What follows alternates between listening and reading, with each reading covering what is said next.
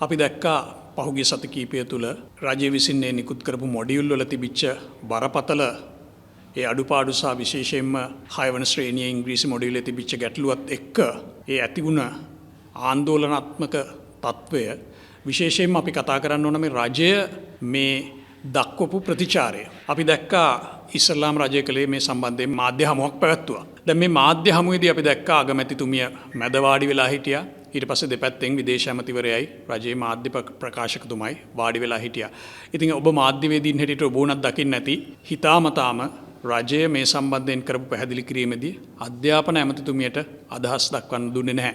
අධ්‍යාපන ඇමතිතුමියගෙන් කෙලින්ම අහපු ප්‍රශ්න වලටත් මේ අනෙක් විදේශ ඇමතිවරයා සහ රජයේ මාධ්‍ය ප්‍රකාශකවරයා මැදිහත් වෙලා උත්තර දෙන්න කටයුතු කළා. මේකට හේතුව අපි දකින්නේ මේගොල්ලෝ දන්නවා මේ අධ්‍යාපන ඇමතිතුමියට මේ සම්බන්ධයෙන් අදහස් දක්වන්න ඉඩ දුන්නොත් බලලා මල්ලෙන් එළියට පනිනවා කියලා. මොකද අපි මේක දැක්කා. ඊට පස්සේ අධ්‍යාපන ඇමතිතුමිය ගියා මහානායක ස්වාමින් වහන්සේලාව හම්බ වෙන්න. මේ හම්බ වෙලා කරපු සාකච්ඡාවක් ඒක මාධ්‍යවලත් තිබුණා පටිගත වෙලා. මේ සාකච්ඡාවේදී මේ අධ්‍යාපන ඇමතිතුමිය මහානායක ස්වාමින් වහන්සේලාට කියනවා මොඩියුල් එකේ අදාළ පිටු පෙන්නලා මෙතන කොහෙවත් මේ ඒ ලින්ක් එක තිබුණට ඒ සයිට් එකට යන්න කියලා කියන්නේ නැහැ කියලා. ඉතින් මේක අමූලික බොරුවක්. ඇත්තටම මේක වංක චේතනාවෙන් කරපු දෙයක්. අපි විශ්වාස කරනවා මේකට හේතුව තමයි මේක කරන්න නැත්තේ මේ මහානායක ස්වාමින් වහන්සේලාව නොමග යවලා රවට්ටලා මේ ඔවුන්ගෙන් ප්‍රකාශයක් ගන්න මේ ආණ්ඩුවේ ගාගත්ත මඩ හොද ගන්න. ඉතින් මේ ප්‍රකාශය ඇත්තටම වැරදි කියන්නේ මේ මොඩියුල් එක බලපුවහම බොහොම පැහැදිලිව පේන්න තියෙනවා. ඒ 6 වසරේ දරුවන්ට උපදෙස් දීලා තියෙන්නේ ඊබඩි කෙනෙක් හොයාගන්න. ඊබඩි කෙනෙක් හොයාගන්න නම් මෙන්න මේ තොරතුරු ඒක පැහැදිලිවම තියෙනවා නම වයස උස බර මේ තොරතුරු දෙන්න. ඊට පස්සේ මේ තොරතුරු ඒ මොඩියුල් එකේම සඳහන් වන ඒ වැඩිහිටි සමලිංගික වෙබ් අඩවියට යන ලින්ක් එක. ඉතින් මේකෙන් පැහැදිලිවම පිට පේන කාරණාව තමයි ආණ්ඩුව උත්සාහ කරනවා මේ වෙච්ච දේ එක පැත්තකින් මේගොල්ලෝ කියන්න උත්සාහ කරනවා මේක කුමන්ත්‍රණයක් මේක බාහිර පුද්ගලික වැඩක් එහෙම නැත්නම් මේක මේ රජයේ පහළ ඉන්න නිලධාරීන්ගේ වැඩක් කියලා කියන ගමන්ම මේගොල්ලෝ උත්සාහ කරනවා මේ වෙච්ච දේ යම් ප්‍රමාණයකට වහගන්න. ඒ වගේම අපි ඊට පස්සේ දැක්කා මේ උගතුන් කියා ගන්න පිරිසක් අධ්‍යාපන ඇමතිතුමිය වෙනුවෙන් ප්‍රකාශයක් කරලා තිබුණා. 50 ගාණක් මං හිතන්නේ. ඉතින් ඔවුන් කියනවා මේ අධ්‍යාපන ඇමතිතුමියට මඩ ගහන්න එපා පෞද්ගලික දේවල් අල්ලගෙන කියලා. ඉතින් අපි කියන්න ඕන අපි කවුරුත් මඩ ගැහුවේ නැහැ. නමුත් අධ්‍යාපන ඇමතිතුමියත් රජයත් මේ උගතුන් කියාගන්න පිරිසක් දැනගන්න ඕන දේශපාලනය කරනකොට ජනාධිපතිවරයා අගමැතිවරයා විපක්ෂ නායකවරයා එහෙම නැත්නම් අමාත්‍යවරයෙක් മന്ത്രിවරයෙක් වුණාම එහෙම පෞද්ගලික ජීවිතය කියලා ඒගොල්ලන්ට හැංගෙන්න බෑ. දැන් ඔබ දකින්න ඇති පහුගිය දවස්වල ඩොනල්ඩ් ට්‍රම්ප් මහත්තයාට විරුද්ධව තිබුණ එක චෝදනාවක් තමයි ඊට අවුරුදු 15කට විතර කලින් ඒ ඉප්ස්ටීන් කියන අර බාලවයස්කාර ගැහැණු දරුවන්ව දූෂණය කරපු පුද්ගලයාත් එක්ක ගත්ත පින්තූර. ඉතින් මේ පින්තූර මාධ්‍යවලට නිකුත් වෙනකොට ජනාධිපතිවරයාත් උත්සාහ කරා මේක පළ කරන එක නවත්තන්න. නමුත් ඒක අධිකරණයෙන් පවා කිව්වා මේක නීත්‍යානුකූලයි කියලා. ඉතින් මේකට හේතුවක් තියෙනවා. පැහැදිලි හේතුවක් තියෙනවා. රටේ දේශපාලකයෝ විශේෂයෙන්ම රටේ ප්‍රතිපත්ති සකස් කරන රටේ නීති සම්පාදනය කරන දේශපාලනඥයන්ගේ පෞද්ගලික ජීවිතය ඔවුන් සමලිංගිකද ද්විලිංගිකද ඔවුන් විවාහකද අවිවාහකද ඔවුන් ආගමිකද නිරාගමිකද ඔවුන්ගේ අධ්‍යාපන මට්ටම මොකද්ද? ඔවුන් සාමාන්‍ය පෙළ විතරද කරලා තියෙන්නේ? උසස් පෙළ කරලා තියෙනවද? විශ්වවිද්‍යාලයකට ගිහින් තියෙනවද? එහෙම නැත්නම් සාමාන්‍ය පෙළ විතරක් කරලා මේ වෙනත් රටක විශ්වවිද්‍යාලයකට ගිහිල්ලා මුදලට උපාධියක් අරන් තියෙනවද? ඒ උපාධිය අරන් කොහෙද වැඩ කරේ? ඒ වැඩ කරපු ආයතන වල ප්‍රතිපත්ති මොනවද? ඒ වැඩ කරන ආයතන එක්ක තාම සම්බන්ධතා තියෙනවද? ඒ හැම දෙයක්ම දේශපාලනයේදී අදාළයි. ඒක මාධ්‍යවලත් වගකීමක් තියෙනවා. ඒ දේවල් ජනතාවට හෙළි කරන්න. ඒකට හේතුව තමයි මේ දේශපාලකයෝ ප්‍රතිපත්ති සම්පාදනය කරනකොට මේ සම්පාදනය කරන ප්‍රතිපත්ති කෙරෙහි ඔවුන්ගේ පෞද්ගලික ආකල්ප පෞද්ගලික ජීවිතේ බලපෑමක් වෙනවා. ඉතින් මේ කරන්න හදන්නේ මේ රටේ ජනමාධ්‍ය සහ විශේෂයෙන්ම සමාජ මාධ්‍ය වලින් මේ රජය විවේචනය කරන අයව නිහඬ කරන්න. අපි දන්නවා දැන් අපි මේ ජනතා විමුක්ති පෙරමුණ එහෙම නැත්නම් NPP එක ගත්තහම මේගොල්ලෝ තරම් ඉතිහාසයේ මේ නිදහස් අධ්‍යාපනය වෙනුවෙන් කිඹුල් කඳුළු හෙලපු වෙන පිරිසක් ඉඳලා නැහැ. ඔවුන් තරම් ලේහලපු ජීවිත නැති කරපු පිරිසක් ඉඳලා නැහැ මේ නිදහස් අධ්‍යාපනය වෙනුවෙන් කියලා. ඔබට මතක ඇති ඒ දවස්වල JR මරමු කියලා පෝස්ටර් ගැහුවා. ඒකේ ප්‍රධාන හේතුවක් තමයි ලංකාවේ පෞද්ගලික වෛද්‍ය විද්‍යාල ආරම්භ කිරීම. ඉතින් මෙහෙම කතා කරපු අය අද බලයට ඇවිල්ලා මේ නිදහස් අධ්‍යාපනය විනාශ කරන්න හදන්නේ. අපිට ඒක හොඳටම පේනවා. ඉතින් ඔබ දන්නවා පහුගිය කාලේ අපි ගත්තාම මේ අපේ වර්තමාන අගමැතිතුමිය එතුමිය මේ අධ්‍යාපනය වෙනුවෙන් රජයේ වැය කරන මුදල 6% කරන්න කියලා මේ විශාල කැම්පේන් එකක් කරපු කෙනෙක්. ඉතින් අද ඔවුන් බලයට ඇවිල්ලා මොකද කරලා තියෙන්නේ? අද මේ වර අයවැයෙන් රජය අධ්‍යාපනය වෙනුවෙන් වෙන් කරලා තියෙන 2% වගේ ප්‍රමාණයක්. ඉතින් මේ නිදහස් අධ්‍යාපනය කියන එක අපිට ඇත්තටම රැකගන්න මෙතන විශාල දෙයක් තියෙනවා. ආණ්ඩුව කියන්න උත්සාහ කරත් පහුගිය අවුරුදු 76 මේ රටේ හිටපු පාලකයෝ මේ හැමදේම විනාශ කරා කියලා අපි පොඩ්ඩක් අතීතයට ගිහිල්ලා බැලුවොත් 1950 වෙනකොට අපේ රටේ සාක්ෂරතාවය තිබුණේ 60%ක් විතර වගේ ප්‍රමාණයක්. නමුත් ඒක 2000 වෙනකොට ඒ කියන්නේ මීට අවුරුදු 25කට විතර කලින් වෙනකොටත් 90% පැනලා. ඉතින් අද ඇමරිකාව වගේ රටක තියෙන ඔය NASA ආයතනය, Microsoft ආයතනය, Google වගේ ඔය ආයතන ටික ගත්තාම ඔය ආයතනවලම ඉන්නවා ලංකාවෙන් නිදහස් අධ්‍යාපනයෙන් ඉගෙනගෙන ඒ රටවල් වලට ගිහිල්ලා ඒ විද්‍යාඥයෝ වෙච්ච ඒ ජ්‍යෙෂ්ඨ කළමනාකරුවෝ වෙච්ච 20ක් 30ක් විතර. ඒ වගේම ඔය අපේ රටේ තියෙන ලොකු බහුජාතික සමාගම් වල බලන්න ඒ සමාගම් බැංකු ඒ ආයතනවල විදේශයන් වල සිංගප්පූරුව, එංගලන්තේ, හොංකොං ඔය රටවල් වල අද මේ ලංකාවේ නිදහස් අධ්‍යාපනයෙන් ඉගෙනගෙන ඉහළ තනතුරට ගිය ඕන තරම් අය ඉන්නවා. ඉතින් ඒක තමයි අපේ මේ පහුගිය අවුරුදු 76 තිස්සේ අපේ රටේ ඒ හිටපු පාලකයෝ දියුණු කරපු නිදහස් අධ්‍යාපනය. මේ ආණ්ඩුව වැඩියෙන්ම බැන්නේ ජේ.ආර්. ජයවර්ධනට රනිල් වික්‍රමසිංහටයි නිදහස් අධ්‍යාපනය විනාශ කරනවා කියලා. නමුත් ඇත්තටම මේ මිනිස්සුත් මේ නිදහස් අධ්‍යාපනය විනාශ කරේ නැහැ. නිදහස් අධ්‍යාපනය වෙනුවෙන් යම් වැඩක් කරා. ඉතින් මේ නිදහස් අධ්‍යාපනය කියන එක විනාශ කරන්න දෙන්න බෑ. අපිත් පිළිගන්නවා මේ අධ්‍යාපන ක්‍රමය නවීකරණය වෙන්න ඕන, මේක ප්‍රතිසංස්කරණය වෙන්න ඕන කියලා. හැබැයි ප්‍රතිසංස්කරණය කියන්නේ මේක නෙමෙයි.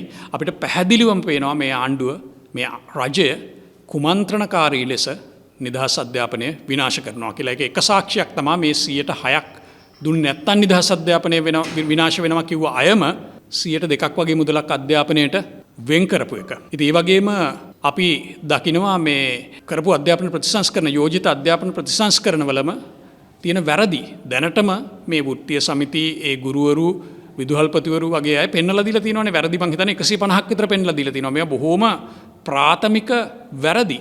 මේකෙන් පේනවා කිසිම උනන්දුවක් ආණ්ඩුවට ඉහළ මට්ටමින් කිසිම උනන්දුවක් නැහැ මේ අධ්‍යාපන ප්‍රතිසංස්කරණ හරියට කරන්න. මේගොල්ලෝ කරන්නේ මේ වෙනත් කොහේ හරි කෙනෙක්ගෙන්, විශේෂයෙන්ම මේ විදේශීය ආයතන වලින්, රාජ්‍ය සහ රාජ්‍ය නොවන ආයතන වලින් ලැබෙන මුදල් අරගෙන ඒගොල්ලෝ කියන විදිහට මොකක් හරි මෙතන මේ හදලා, ටයිප් කරලා, print කරලා මේක මේ පාසල් වලට යවන එක තමයි මේ රජය කරන්නේ.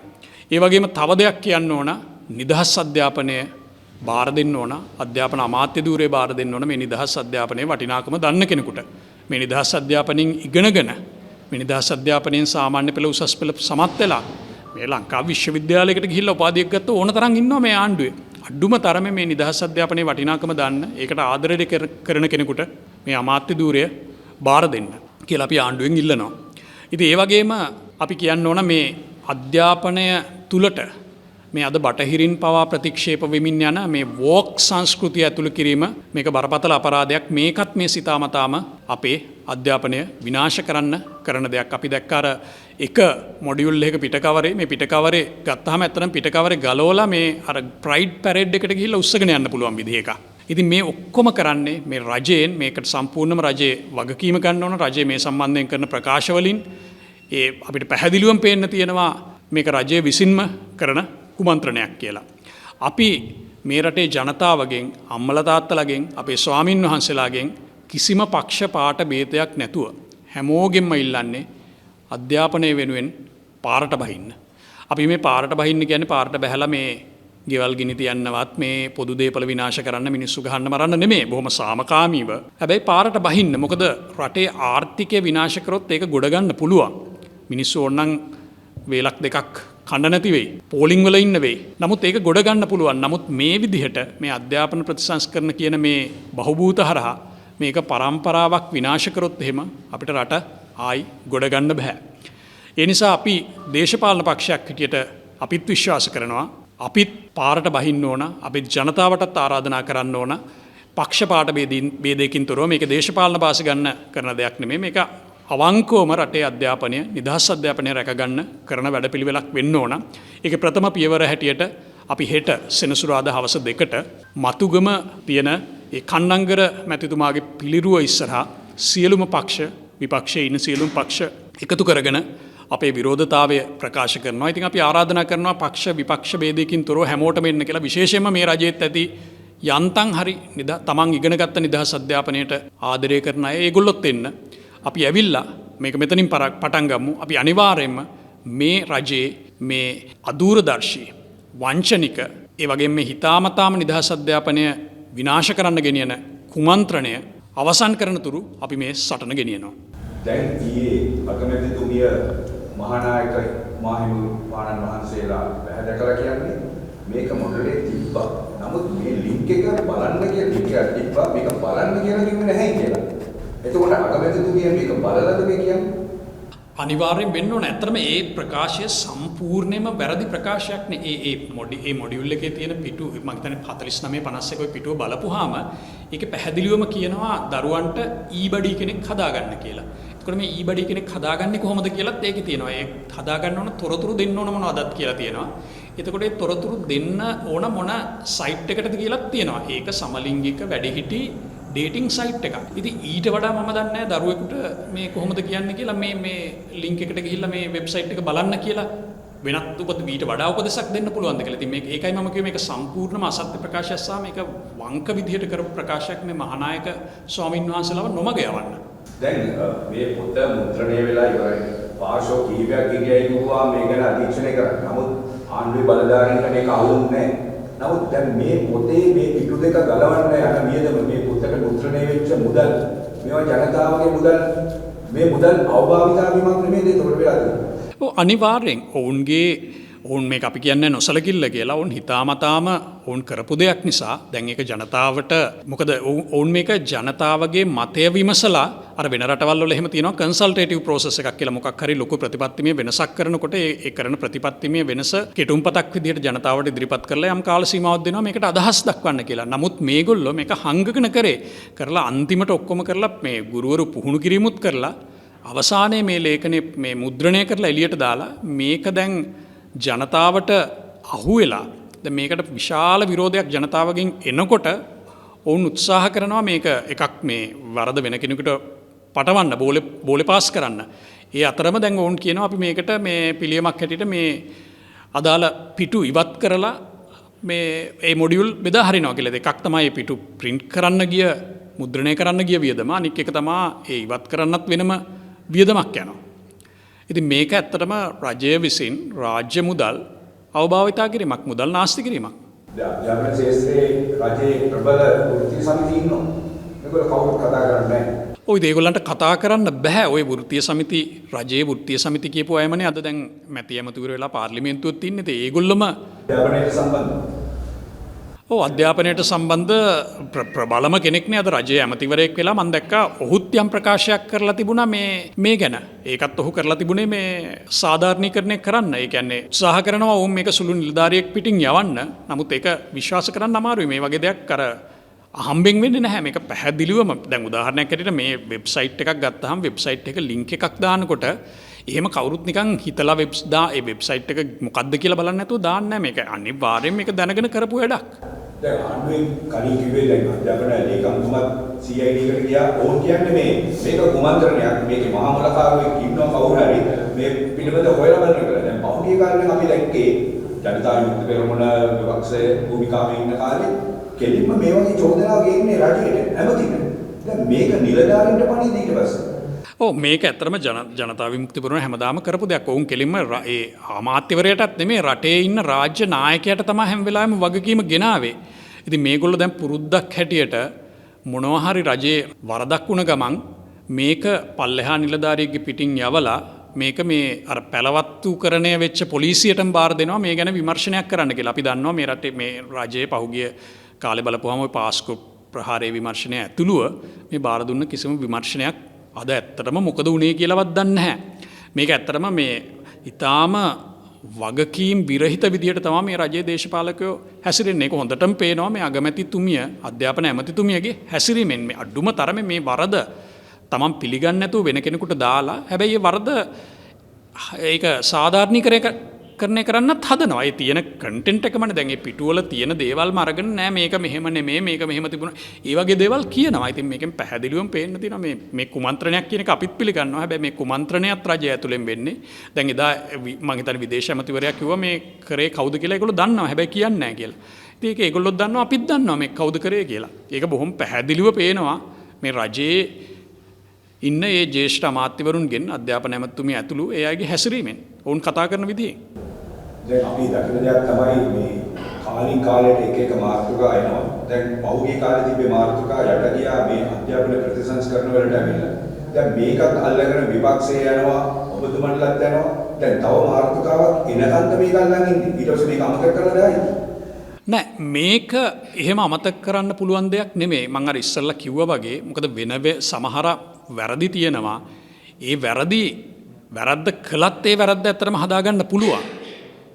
නමුත් මේ අධ්‍යාපන ප්‍රතිසංස්කරණ කියන්නේ එහෙම දෙයක් නෙමෙයි. දැන් පොඩ්ඩක් හිතන්න මේ මොඩියුල් එක මේ 6 පන්ති ඉංග්‍රීසි මොඩියුල් එක මේ ශිෂ්‍යයෝ අතට ගියා නම් ඒක පරම්පරාවක්. ළමයි ලක්ෂ 6ක් විතර ඉන්නවා. ඒ පරම්පරාව විනාශ කරා කියන්නේ ඊට පස්සේ එන පරම්පරාවක්වත් ගොඩ ගන්න බෑ. අන්න ඒකයි අපි කියන්නේ මේ වෙන ඕන තරම් ප්‍රශ්න තියෙනවා. ඒ ප්‍රශ්න අපිට කතා කරන්නත් පුළුවන්. ඒ ප්‍රශ්න වලට විසඳුමක් තියෙනවා. නමුත් මේ නිදහස් අධ්‍යාපනය විනාශ කරන්න ගන්න ප්‍රතිපත්ති ක්‍රියාත්මක කරොත් මේවා රිවර්ස් කරන්න නම් හරිම අමාරුයි. ඉතින් ඒක නිසා තමයි අපි මේ අධ්‍යාපනය වෙනුවෙන් අපි මේ පෙනී සිටින එක අපි දිගටම කරගෙන යනවා. මාළකතුමා දැන් ලංකාවට ආවුණා හෙලිකොප්ටර් 10ක්. දැන් මේ අධ්‍යාපන ප්‍රතිසංස්කරණ හෙලිකොප්ටර් වැඩේ හෙලිකොප්ටර් 10යි. අපි දැක්කා මේ ඒකනත් ආණ්ඩුව උත්සාහ කරා මේ හෙලිකොප්ටර් 10ක් හම්බුණා. මේක ලොකු දෙයක්. මේක මම හිතන්නේ ඇමරිකාවෙන් හම්බුණා කියලා කියන්න. නමුත් ඉතින් මං හිතන්නේ ඒ හෙලිකොප්ටර් ලැබීම නිසා මේ කරපු වරද ජනතාවට අමතක වෙයි කියලා. මොකද අපි දැකලා තියෙනවා මීට කලින් ආණ්ඩුවට ඕන තරම් චෝදනා තිබුණානේ ඔය පහුගිය දවස්වල ඇතිවෙච්ච ඩිට්වා කුණාටු ආවට පස්සේ ආණ්ඩුව ප්‍රතිචාර දක්වපු හැටියට. නමුත් ඒ දේවල් වලදී ප්‍රතිචාර දක්වලා ආණ්ඩුවට විරෝධය පළ කරලා මිනිස්සු නිහඬ වුණා. නමුත් මේ අවස්ථාවේ මම හිතන්නේ නෑ මිනිස්සු නිහඬ වෙයි කියලා. මොකද මේක බරපතල ප්‍රශ්නයක්. ඔබ හැමෝම දන්නවා අපේ රටේ සාමාන්‍ය ජනතාව මේ අධ්‍යාපනය කියන එක කොච්චර වටිනා දෙයක් හැටියට සලකනවද කියලා. දුප්පත්ම අම්මා තාත්තා කෙනෙක් වුණත් බලන්නේ කොහොම හරි තමන්ගේ ළමයා හොඳම ඉස්කෝලේකට දාලා හොඳට උගන්වලා ඉහළ තැනකට යවන්න. ඉතින් මේ වගේ තත්ත්වයක් තියෙන රටක මම හිතන්නේ නෑ අපේ අම්මලා තාත්තලා, දරුවෝ ඉන්න අම්මලා තාත්තලා සමාව දෙයි කියලා ආණ්ඩුවට.